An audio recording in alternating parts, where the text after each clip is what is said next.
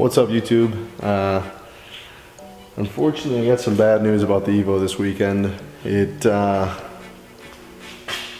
so I think, blew up or melted the head gasket.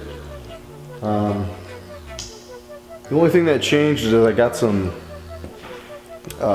untested E85 when I went to a car show. And it's October here now in Minnesota, and I guess the lighting's over here. And I'm pretty sure they have switched to the winter blend, which could be as low as like E50 in some cases, and that car is tuned on E85. So I went to pass somebody in the hammer lane, in the fast lane, that was going slow, which is super fucking annoying. And I wasn't like boosting like crazy, but I dropped it in fourth gear. I don't know. I wasn't even looking at my boost gauge or air fuel ratio, and I should have been. But all of a sudden, white smoke out the back. Car started to overheat.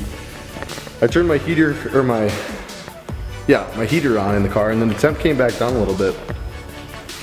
So I thought, well, this is weird. And then the car started to sound like a fucking Subaru, like really bad.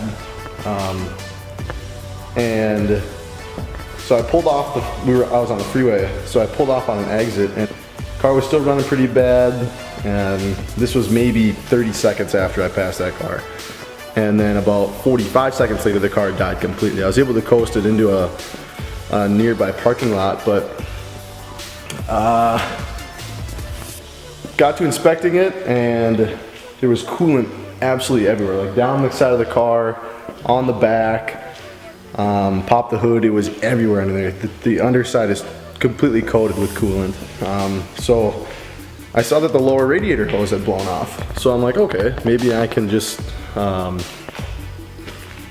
put the lower hose back on and maybe try and limp it home, because I'm 85 miles away from my house, by the way. So I go get some water from I guess like a grocery store, right? 3 gallons, right? And I'm cleaning the water off the back so that it didn't stain the car or anything.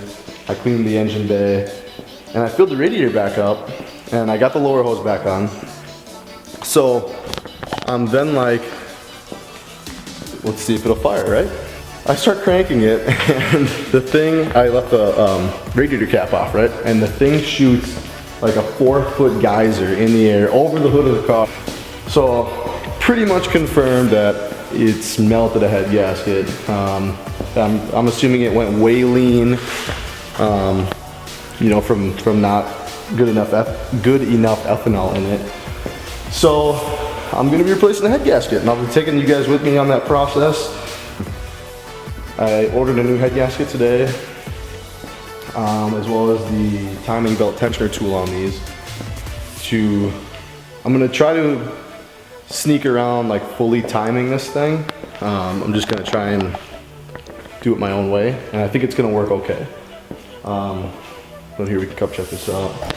I mean, there she is in all of her glory. There's no oil, or I'm sorry, no coolant in the oil, which is good. I'm still just hoping that I'm gonna be okay, and it's just gonna be the head gasket. I have it set up with this factory heat shield. There you can see kind of my wastegate that's tucked down in there, because it looks fucking factory with that thing on. It looks pretty cool, especially when this thing makes like 700 horsepower when she's running at full tilt. So I'm hopefully gonna start it this weekend and get it wrapped up. But I'm so fucking sad, you guys. So sad. Alright, you guys, I hope you liked that video on that update. Like I said, we'll be changing out the head gasket. I'll be documenting that process with you guys, taking you with me. If you're new to the channel, you're stopping in, please join me. Hit that subscribe button, give me a thumbs up.